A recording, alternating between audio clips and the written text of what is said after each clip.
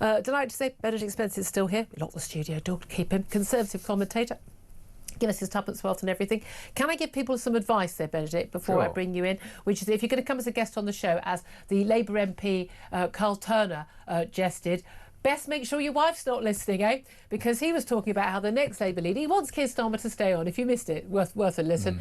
He's talking about how he wants the Keir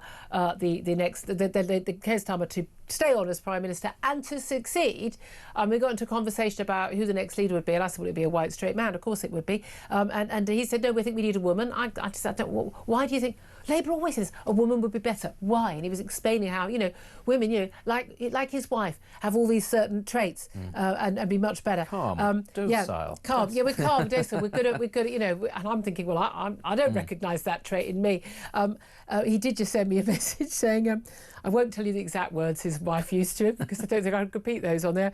The missus telling me I messed up, shall we say, on preferring a woman's leader. He did give me permission to tell you that. I wouldn't repeat a private message. But yeah, he got in a bit of trouble with the missus. Just saying, you want to be careful. Benedict Spence.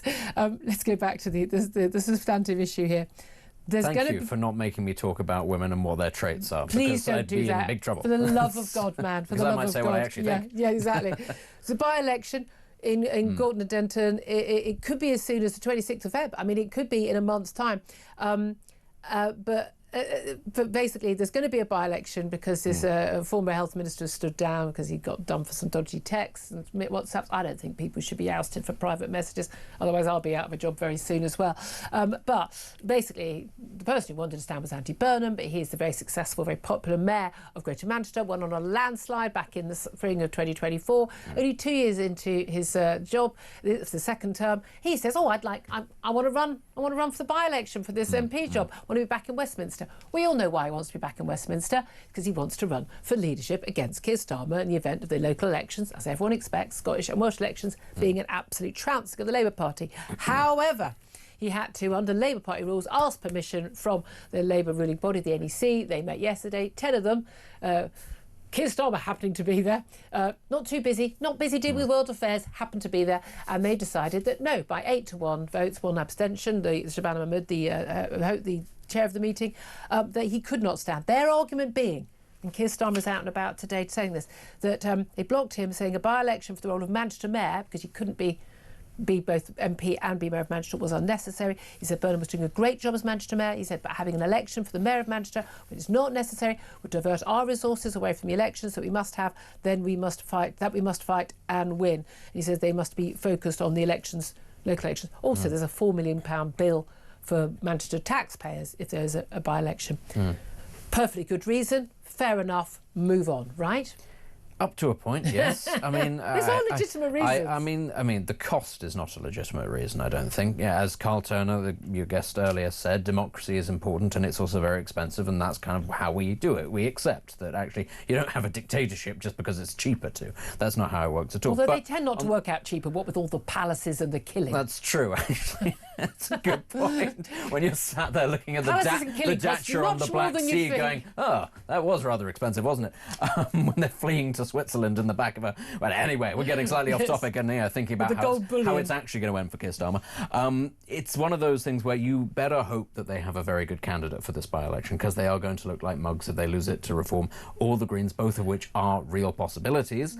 So I do understand the whole thing about wanting the stability, and Burnham does have a very large profile as Mayor of Manchester, fine. But you'd rather lose the by-election? What that's saying is that they'd rather lose the by-election than well, not even than Manchester, because I still think ultimately it would be a fantastic opportunity for somebody to take on that mantle. It's not going to be an unknown person who would have replaced Burnham. But the point is, Reform you would have very been likely to win. Very likely, but we don't actually know yet who the alternative candidate would be. But the point is, Burnham, obviously a threat. Starmer, deeply unpopular. He understands that. He's shut this down.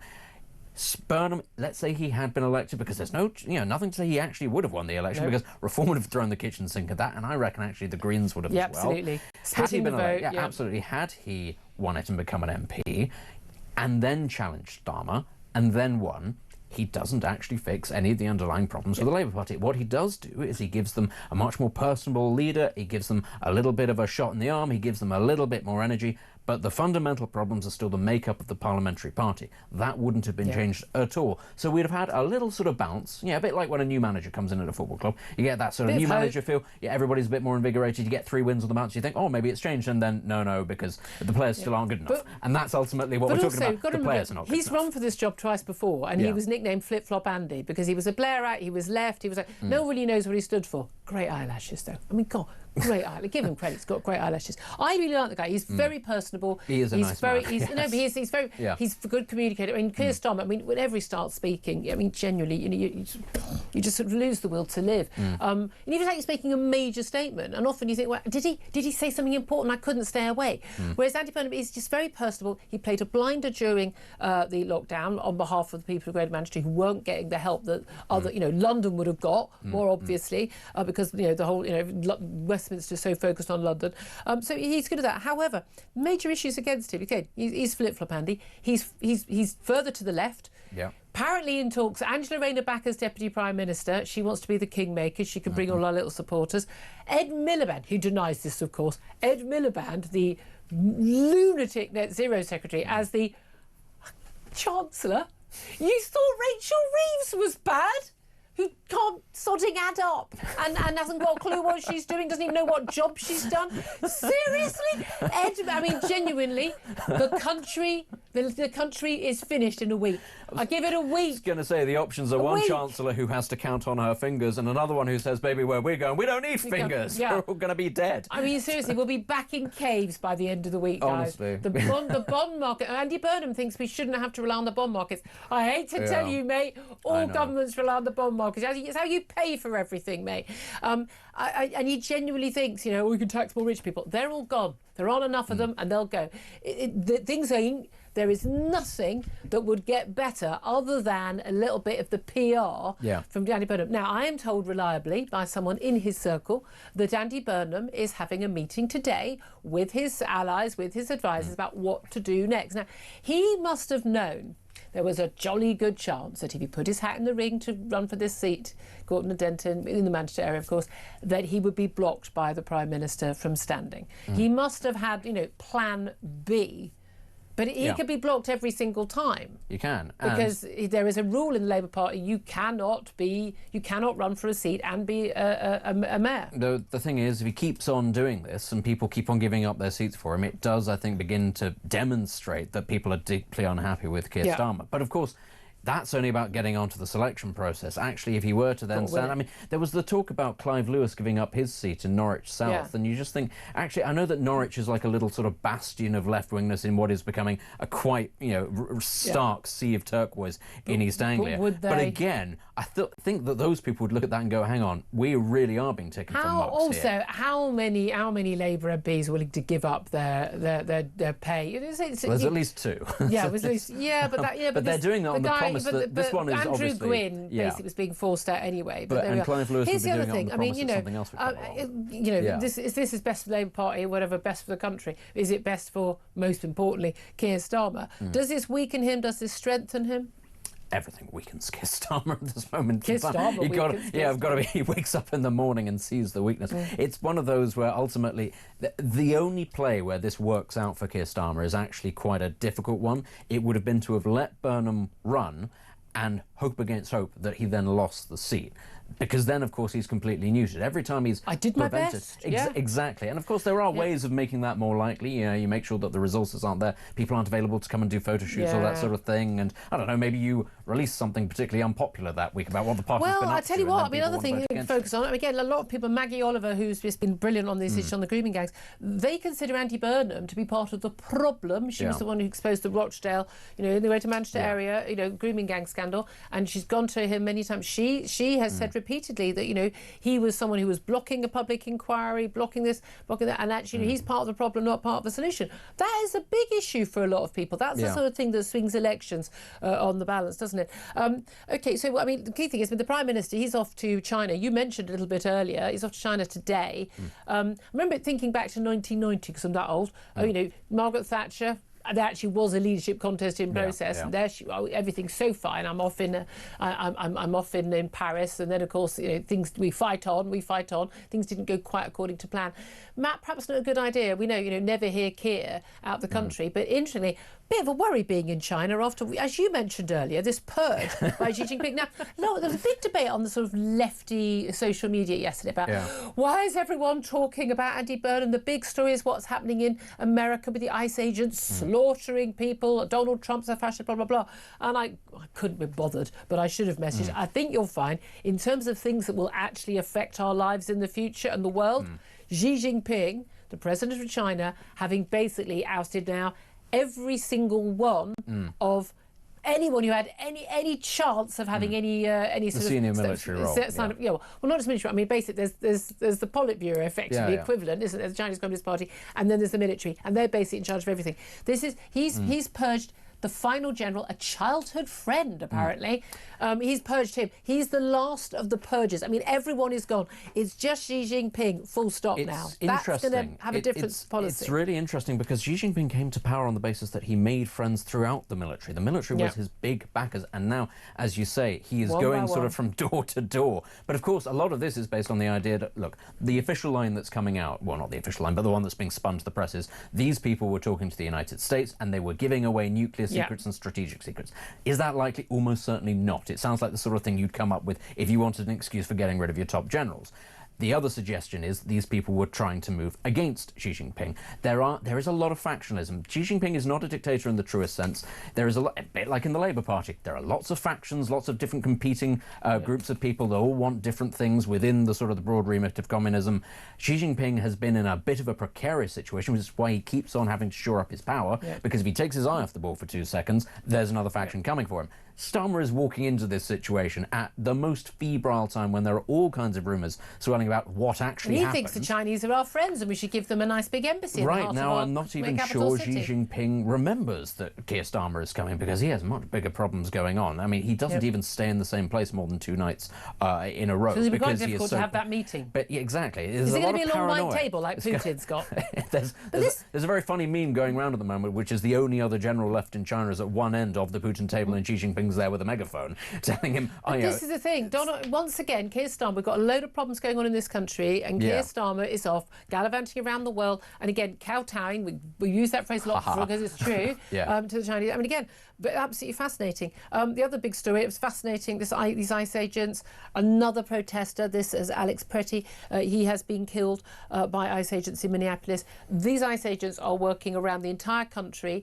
They are carrying out federally mandated work to go in and arrest. They're not just there's this impression that the lefties, they call themselves progressives, they're not progressive, they're giving, that these are just like sort of basically Rambo soldiers let loose in local neighbourhoods, rounding up anybody who's got a brown skin. I mean, that's literally the way they're playing it, and therefore these are fascists, and this is something that we should stand up against, and we are the good people. Whatever we do is justified. That is literally what they're saying online. This is not true. This is a government policy which used to be carried out by Obama and every previous president, happened under Biden as well, but just to a very limited extent, of deporting people who have no right to be in the country, had no right to enter the country, or we have in this country, you're a foreign criminal, therefore you have to be deported. They're going around to get specific people who have been told you have no right to be in the country. They're going in. The reason why they are armed to the teeth, the reason why they cover their faces, is because they've been doxed and identified. Their families have been threatened. Their homes have been attacked by protesters on the left who think that's okay to do that. They are federally mandated by a president elected by the people with a mandate on this manifesto to do this, to carry out a policy that is the law of the land and already was before he became president. And no one was protesting when Obama was doing it, but now because it's Trump, it's a fascistic move. These people are out on the streets, they're blowing whistles, they're in the face, they're screaming, they're shouting abuse, they're saying threats. They're being told by the left that it's okay to threaten these people. These people are now effectively being backed by Obama and Clinton, who've written statements saying, this is a danger of losing our, our fundamental rights. But at the end of the day, don't try and stop a federal agent doing his sodding job. Definitely don't do it when you've got a gun in your back pocket. This won't happen. I still think he shouldn't have been shot. I still think that the Rihanna Good should not have been shot when she was in her car. I think that was an overreaction. But But I'm not that sympathetic to these protesters. These people live in the United States. They ought to know better than anybody that law enforcement carry guns. I don't know what you expect. And famously, that a lot of them can be quite trigger happy. I don't know why this is a surprise. And that's at the best of times. That's during things like traffic stops. But, I mean, the thing is, a lot of this, what we're seeing now is the end result of the things that we talk about and have spoken about for a very long time. Politics on campuses in the United States with this idea that actually there is a different set of rules because you are virtuous and therefore you can behave a certain way, and the other lot are fascists, and you call them fascists because it justifies whatever you do. That is now manifesting itself from the college campus over the last 10, 15, 20 years, is now the real world policy of a lot of these people. They genuinely believe this. They live in that same sort of fancy world because an awful lot of these people are college educated. You can just see the way they behave, the way they protest. It's the same thing that they used to do 10, 15 years ago when they were talking about things like gender or feminism or whatever. I'm triggered. Triggered. Exactly. And it is now manifesting itself. It has metastasized into real life. And the response, and I think that these people are, finding out, so to speak, because the US government is not some weak sort of college campus that's just authority that's going to just say, oh, okay, fine, you're very important to us, please don't be upset. These people have guns. These people are the law. These people are the enforcement. And they're a bit fed up with being shouted in their faces. Yeah, and we're not on a campus anymore where almost everybody agrees on the politics. Half of the country, more of half of the country. This ain't Kansas anymore. Exactly. They are right-wing. They are. A lot of these people are very tooled up. They have a certain view of how the country should be. And it just, honestly, how it can be that people are so surprised that if you break the law and you go to these protests and you support people who are criminals, you might come face to face with these people. The protest is legal. Interfering with law enforcement agents doing their job is not legal. And even if it's legal to carry a gun, this guy was licensed and everything, it's just probably not a very good idea. Yeah. And why are you carrying a gun to a protest? I mean, again, this is the way, and this is the reason why these agents are so trigger. And they are trigger happy because they are jumpy. Why are they jumpy? Because of what has happened and the threats that are online. And I can absolutely understand that they are carrying out the law. If you don't like the law, campaign to change the law. Run for office. Support the parties that want to do something different. And if you absolutely believe there are no borders and no one is illegal and everyone should be allowed to live anywhere they want, commit any crimes they want, and not be deported, that's fine. But that ain't the policy. That is not and never has been the law of the land in America, whether you like the president or not. And as I was saying to you earlier, my big worry is this is all being set up to happen here. Now, we may not have our immigration agents with guns. We may not have our police largely with guns, and they've made it very clear they don't want to have them. But, enough people get injured on our streets. I am very, very worried about the protests that are going to come if and when Reform get elected, or say Reform, Tory coalition, or Tory party, whoever it is. But anyone who gets elected to the next election, I can tell you right now, is going to be deporting foreign criminals. I will work for any government and put the people on the plane myself. I have no issue with that. And there is going to be exactly the same reaction from the left, and they're going to be threatening people. And they are going to justify it by the fact that they argue that anyone doing this is a fascist, and therefore they are justified in doing anything at all to stop it. That is terrifying. Yeah, I was having a conversation about this with Tom Slater, another guest of the show who's on regularly, and I was saying that I think that this is the direction that Europe will head in, which is to say that we will actually have genuine fascism in Europe at some point, because this is what happens.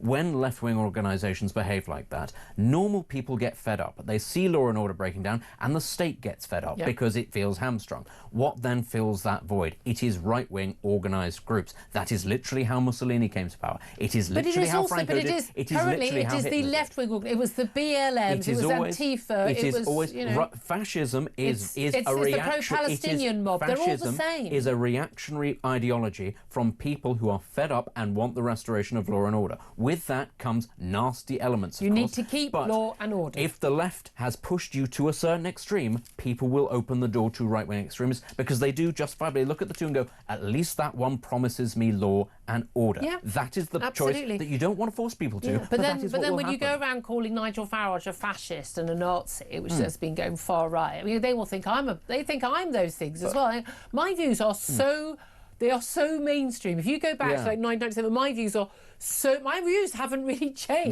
No. The parties have just all shifted so far left. But Farage has said this himself. If you think that I'm bad, you wait until actually what comes after me if I don't succeed. He said that this is what reform has to be, because if it doesn't work out, it will be something worse. Absolutely. And I don't understand why people don't heed the warning. And we know that we haven't got law and order on our streets. And we have Sadiq Khan, the London mayor, putting his tuppence worth in about, we got murdered down by a couple. Oh, brilliant. Oh, well done. We're all fine then. And I didn't get my bag stolen. And, and people didn't get their phones stolen, and no one's getting mugged, and I mean, girls and women aren't being stalked and sexually assaulted on the streets. No, that's all a figment of our imagination. Well, solution to all this, according to Shabana Mahmood, the Home Secretary, is basically the biggest police reforms in 200 years. Are they taking 43 police forces down to 12, also instigating this new British FBI, about this National Police Service, to deal with serious crime, and then also having these local neighbourhood police dealing with sort of ordinary day-to-day, your shoplifting and your burglaries and the like.